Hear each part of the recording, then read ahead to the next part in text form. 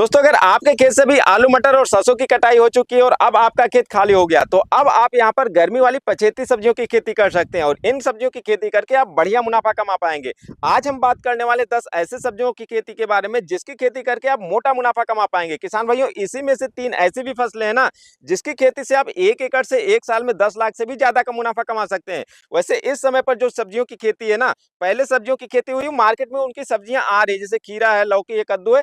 अब धीरे-धीरे स्टार्टिंग हुई है, वो मार्केट में आ रही है। लेकिन अगर इस समय पर आप बुआई करते हैं, तो ये जो पहले की लगी हुई सब्जियाँ हैं, इनका प्रोडक्शन आगे जाते-जाते खत्म हो जाएगा और मई और जून के महीने में जब इनका प्रोडक्शन खत्म हो जाएगा, तो जो आपकी लगाई गई सब्जियाँ, उनका अच्छा रेट आपको मिलेगा क्योंकि उनकी क्वालिटी भी काफ़ी अच्छी रहेगी और जून और जुलाई के महीने में सब्जियों का काफ़ी अच्छा रेट रहता है। तो इस टाइम पर कौन-कौन सी फसलों को लगाकर आप मोटा मुनाफा कमा पाएँगे, इन सब की जानकारी आपको इसी वीडियो में मिलने वाली है। अगर आपने हमारे चैनल को अभी तक सब्सक्राइब नहीं किया, तो आप हमारे चैनल को सब्सक्राइब कर लें और पास में लगे बेल आइकन को भी जरूर दबा दें।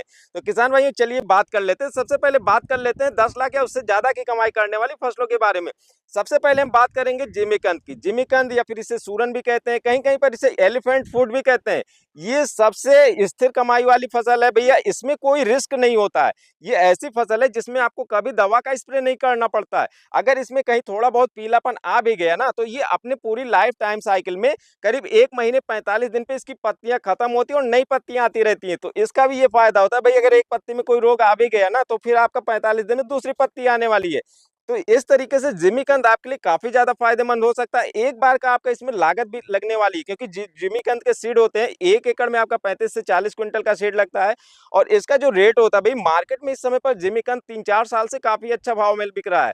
और इसका देखा जाए तो आप कभी कभी 30 रुपए 40 रुपए जो मिनिमम रेट होता है वो कुछ ही समय के लिए आता है और उसके बाद देखा जाए तो 40 रुपए से 80 रुपए तक इसका जो काफी अच्छा रेट रहता है मार्केट में। थोक में बात कर रहे हैं, फुटकर में आप देखेंगे तो 60 रुपए से 120 रुपए तक हमेशा इसका रेट रहता ही है। तो जिमीकंद की खेती करके आप मोटा मुनाफा कमा पाएंगे। एक बार तो आपका लागत हो जाती है सीड की, उसके अलावा अगर आप देख लें तो सीड के अलावा टोटल आपका जो है 50 से 60 हजार का लागत आता है प्रति एकड़ के हिसाब से। टोटल लेबर के भरोसे करते हैं तो भी आपका 80 हजार से ज्यादा का लागत नहीं आने वाला है। और जिमीकंद की खेती करके 1 एकड़ से आप 200 कुंटल से ज्यादा का प्रोडक्शन ले सकते हैं। मतलब कि आप जो है अगर देखें तो पहले साल में आपने जितना लगाया उसका 5 से 6 गुना का प्रोडक्शन आता है। अगर उसी फसल को आप पेड़ी में छोड़ देते हैं तो दूसरे साल इसका जो प्रोडक्शन है वो 12 से 14 गुना हो जाता है। तो इस तरीके से आप जिमीकंद से बहुत ज्यादा प्रॉफिट कमा सकते हैं। अब आप खुद ही कैलकुलेट कर लीजिए कितना आपका मुनाफा होने वाला है। किसान भाइयों, दूसरी फसल की बात कर ले तो आप पपीते की खेती कर सकते हैं और पपीते की खेती के लिए आप मार्च और अप्रैल के महीने में पपीता लगा सकते हैं। और इस टाइम पर अगर आप जो पपीता लगाएंगे ना, वो आपका साल में सबसे अच्छा समय होता है पपीते की खेती के लिए। इसमें भी आपका करीब 1 लाख से लेकर 1.25 लाख तक का खर्चा आ जाता है टोटल सब कुछ लेबर से मिलाते हुए, क्योंकि ये जो फसल है ना ये करीब करीब 1.5 से 2 साल तक चलती है। और एक बार अगर आपने पपीता लगा दिया, शुरुआत में 6-7 महीने आप अच्छे से इसको केयर कर लेंगे तो आप पपीते से अच्छा मुनाफा कमा सकते हैं। रिस्क तो इसमें ज्यादा है लेकिन कुछ बातों का ध्यान रखना होता है। जो दक्षिण भारत का सीजन है ना, वो पपीते की खेती के लिए काफी ज्यादा उपयुक्त होता है, लेकिन उत्तर भारत में पपीता थोड़ा सा मुश्किल होता है क्योंकि ठंड का सीजन आता है।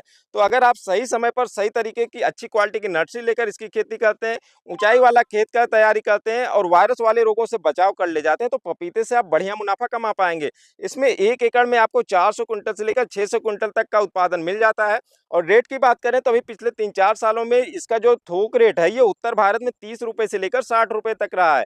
तो इसका अगर मिनिमम आप 30 रुपए का भी औसत रेट मानकर चलते हैं तो काफी अच्छा आपका यहाँ से प्रॉफिट हो जाएगा। 10 लाख से ऊपर की कमाई आप पपीते की खेती से कर सकते हैं।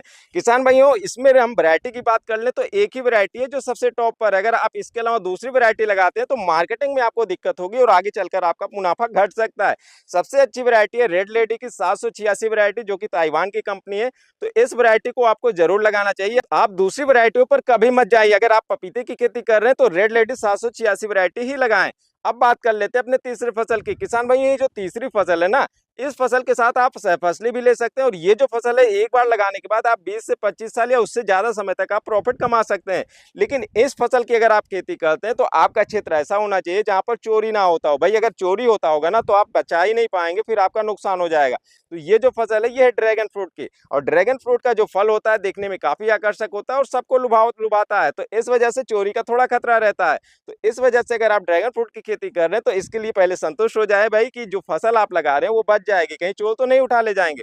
और ड्रैगन फ्रूट की खेती में इनिशियल कास्ट काफी ज्यादा लगती है। 1 एकड़ में करीब 650-700 पोल लगते हैं और इस हिसाब से देखेंगे अगर पोल की संख्या आप ज़्यादा बढ़ाएँगे तो लागत भी बढ़ेगी, तो 5 से 6 लाख रुपए तक की खर्चा आ जाता है इनिशियल कॉस्ट में। और इसमें अगर प्रोडक्शन की बात करें तो मार्च और अप्रैल में लगाए हुए ड्रैगन फ्रूट में पहले बार जो प्रोडक्शन आएगा वो 1.5 साल में आता है और दूसरा जो प्रोडक्शन होता है वो 2.5 साल में आता है।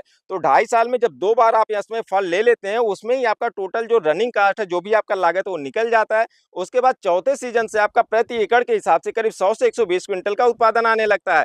थोक रेट की बात करें तो 130 से 150 रुपए का थोक रेट इसका मिल जाता है और फुटकर रेट की बात करें तो किसान भाई अपने खेतों से 200 रुपए तक बेचते हैं और ठेले पर तो ये 400-500 में भी बिक जाता है। तो इस तरीके से ड्रैगन फ्रूट से भी आप 10 लाख से ज्यादा की कमाई कर सकते हैं।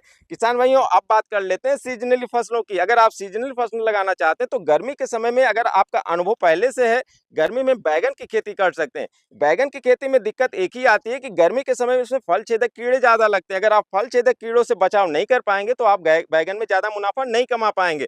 लेकिन अगर आप बैगन में फल छेदक कीड़ों से बचाव कर ले जाते हैं, पहले भी आपने बैगन लगा रखा है, तो इस बार गर्मी में आप बैगन जरूर लगाइए, क्योंकि जो आप गर्मी में बैगन लगाएंगे ना उसका आपको काफी अच्छा रेट मिलने वाला है। तो गर्मी में अगर आप बैगन लगाना चाहते हैं तो आप मार्च में नर्सरी भी तैयार कर सकते हैं, या पहले से अगर आपकी नर्सरी है तो आप मार्च में इसका प्लांटेशन भी कर सकते हैं। तो मार्च और अप्रैल के महीने में आपकी बैगन की जो फसल है ना वो आगे चलकर काफी अच्छा भाव देने वाला है, क्योंकि जो जून और जुलाई का महीना होता है उस समय पर सब्जियों की काफी ज्यादा दिक्कतें आती हैं, क्योंकि वो जो पीरियड होता है उस टाइम पर जो गर्मी वाली सब्जियां वो खत्म होती है और बरसात वाली सब्जियों की बुआई होती है। तो वहां पर कुछ ही ऐसी सब्जियां होती है जो मार्केट में उपलब्ध होती हैं।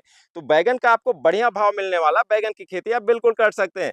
अब अगली फसल की बात कर ले भाई, तो आप मिर्चा लगा दीजिए। मिर्ची की जो फसल है उसके सबसे ज्यादा रेट आपको बरसात के समय में ही मिलता है, और मिर्ची का आप नर्सरी मार्च में तैयार कर सकते हैं, या नर्सरी पहले से तैयार है तो आप प्लांटेशन भी कर सकते हैं। अगर आप मिर्च की खेती करने जा रहे हैं तो आप इसमें बेड बना लीजिए, 4.5 फीट की दूरी पर बेड बना लीजिए, जिसमें 1.5 फीट आपकी नाली हो जाएगी, उसके बाद आपका करीब 3 फीट के आसपास बेड हो जाएगा, और बेड के दोनों किनारों पर 1.25 फीट की दूरी पर मिर्च लगा दीजिए।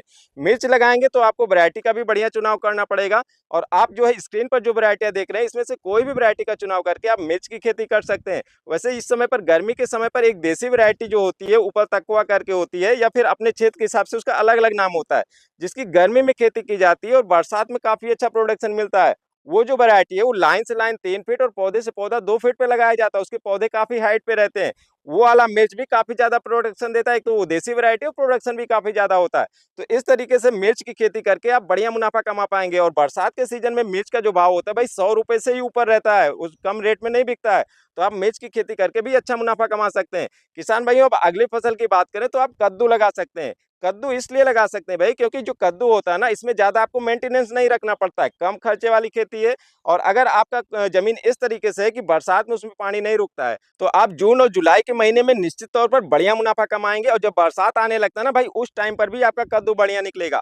और कद्दू की बात कर लें तो आपका जून और जुलाई के महीने में कद्दू का काफी अच्छा रेट रहता है और डिमांड भी रहती है, क्योंकि शुरुआत वाले कद्दू खत्म हो गए होते हैं, और कद्दू की डिमांड हमेशा रहती है, क्योंकि आगे आने वाले समय में कहीं शादी का मौसम है या फिर कहीं कोई जो है 13वीं का सीजन होता है, तो उस टाइम पर कद्दू की काफी ज्यादा डिमांड रहती है। और कद्दू में आपको ज्यादा दिक्कतें भी नहीं होती, तुड़ाई करके मंडी में भेजना आसान होता है, इसमें दाग धब्बे भी ज्यादा नहीं लगते हैं। तो कद्दू की खेती निश्चित तौर पर आपको कम खर्चे में ज्यादा मुनाफा देने वाली खेती हो सकती है। अगर आप थोड़ा रिस्क लेकर इसमें जो है झालर और क्रॉप नेट लगाना चाहते हैं तो आप 2 खेती ऐसी और कर सकते हैं जिससे आपको काफी ज्यादा मुनाफा हो सकता है। एक तो लौकी की आ जाती है और दूसरा आपका आ जाता है बोड़ा की। और बोड़ा में भी भाई झालर वाला बोड़ा जो लंबे लताओं वाला होता है, और उसमें भी अब इस समय पर नई नई वैरायटी आ गई, हाइब्रिड बोड़ा आ गया है।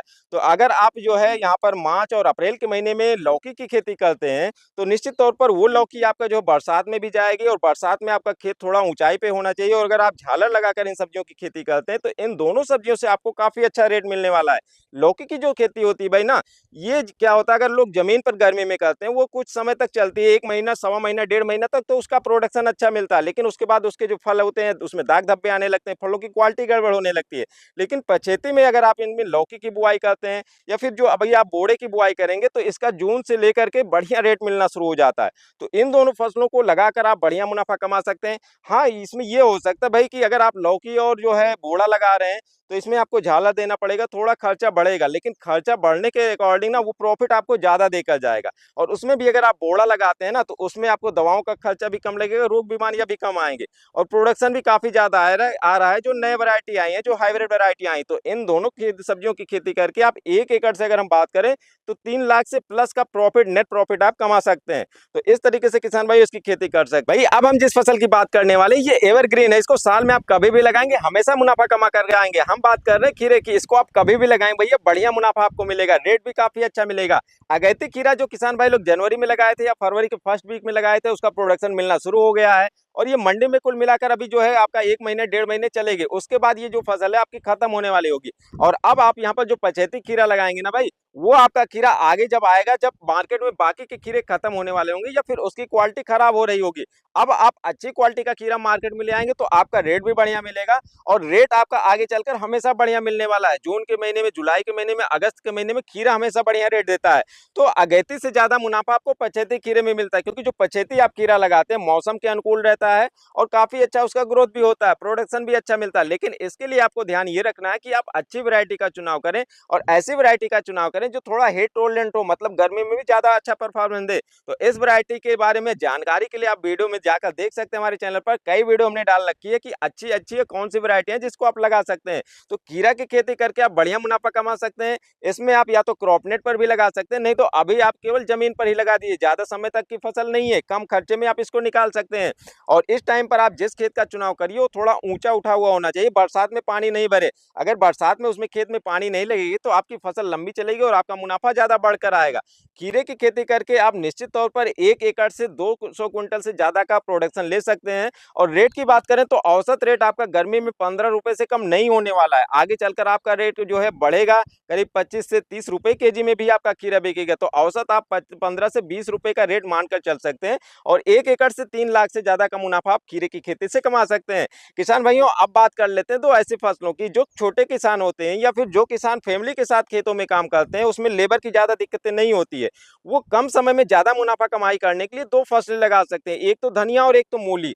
धनिया और मूली की खेती करके आप निश्चित तौर पर बढ़िया मुनाफा कमा सकते हैं। और ये जो अप्रैल का महीना है या फिर मार्च का महीना है, इस टाइम पर अगर आपके खेत में जो है ड्रिप सिस्टम लगा हुआ है या फिर स्प्रिंकलर सिस्टम लगा हुआ है, तो इन दोनों सिस्टम में आप मूली और धनिया की खेती बहुत अच्छे से कर सकते हैं, बढ़िया मुनाफा आप कमा सकते हैं। इसमें आप ड्रिप लाइन पास पास में बिछा दें और पूरे खेत में आपको जो है धनिया की या फिर मूली की बुआई करने के बाद ड्रिप से ही सिंचाई करनी है, आपका एकदम बढ़िया धनिया और एकदम बढ़िया मूली निकल कर आएगी। ज्यादा डिटेल जानकारी के लिए आप चैनल पर जो पड़े लॉन्ग वीडियो उसको देख सकते हैं। अगर आपका और भी प्रश्न होता है कि हर एक जो सब्जी या फिर किसी ऐसी पर्टिकुलर सब्जी की आप डिटेल जानकारी चाहते हैं, तो आप कमेंट करके पूछ सकते हैं, उसके बारे में हम डिटेल में जानकारी आपको देने का प्रयास करेंगे या फिर नया ही वीडियो हम आप लोगों के लिए लेकर आएंगे। आप उन सब्जी की खेती कैसे करनी है, इन सब की पूरी जानकारी आप लोगों को मिल जाएगी। वैसे किसान भाइयों इन सब फसलों में से आप अपने अकॉर्डिंग फसल को चुन सकते हैं, क्योंकि हर फसल हर किसान भाई के लिए नहीं होती है। तो आपको ज्यादा इन्वेस्टमेंट करना है या आपके पास कम खर्चा है, कम इन्वेस्टमेंट में जल्दी कमाई करना चाहते हैं, या फिर आपको कम इन्वेस्ट करके जब बढ़िया मुनाफा कमाना, तो इन सभी कैटेगरी की सब्जियों की जानकारी हमने आप लोगों को दे दी है। फिलहाल किसान भाइयों अगर अभी आपका खेत खाली है और आप कोई सब्जी लगाने जा रहे हैं, तो इस समय पर आप एक काम जरूर कर लीजिएगा। अगर आपने अपने खेत का लेजर लेवलिंग नहीं करवाया तो एक बार अपने खेत की लेजर लेवलिंग करवाकर उसके बाद ही कोई नई फसल लगा, क्योंकि एक बार अगर आप लेजर लेवलिंग कर लेते हैं तो आपका खेत समतल हो जाता है, उसमें प्रोडक्शन भी काफी अच्छा आता है। बाकी खेत की तैयारी के लिए जैसे हमने पहले की वीडियो में बताया था उसी तरीके से आपको खेत की तैयारी करना है। बढ़िया से आप अगर गोबर की खाद डाल सकते हैं तो गोबर की खाद भी डाल दीजिए। बाकी 1 एकड़ में आप 1 बोरी डीएपी है और आपका जो है करीब 20 से 25 केजी आपको जो पोटाश डालना है, और यूरिया भी आपको 15 से 20 केजी कम से कम डाल देना है। इसी के साथ आपको मिक्स माइक्रोन्यूट्रिएंट 5 केजी, और आपको जो है कोई जाइम, जो भी आप जाइम लेते हैं, जैसे कि आप जो है टाटा का रैली कोड लेते हैं या फिर बायोबीटा लेते हैं या सागरिका लेते हैं, उसका भी आपको कम से कम 5 से 10 केजी आपको जाइम मिक्स करना है। और ये आपकी कौन सी फसल लगा रहे हैं उसके अकॉर्डिंग करना है। अगर आप नाली बनाकर सब्जियों की, लता वर्गीय सब्जियों की खेती करते हैं तो केवल नाली में आपको खाद देना है। अगर आप पूरे खेत में जैसे मिर्च की खेती करते हैं या बैगन की खेती करते हैं तो आपको पूरे खेत में खाद देना है। इस तरीके से आप अपने खेत की तैयारी करके इन सब्जियों की खेती कर सकते हैं। तो उम्मीद करते हैं हमारे द्वारा दी गई जानकारी आप लोगों को अच्छी लगी होगी। वीडियो अच्छी लगी हो तो लाइक कर देना, दोस्तों में शेयर भी कर देना। मिलते हैं किसी और वीडियो में, तब तक के लिए नमस्कार।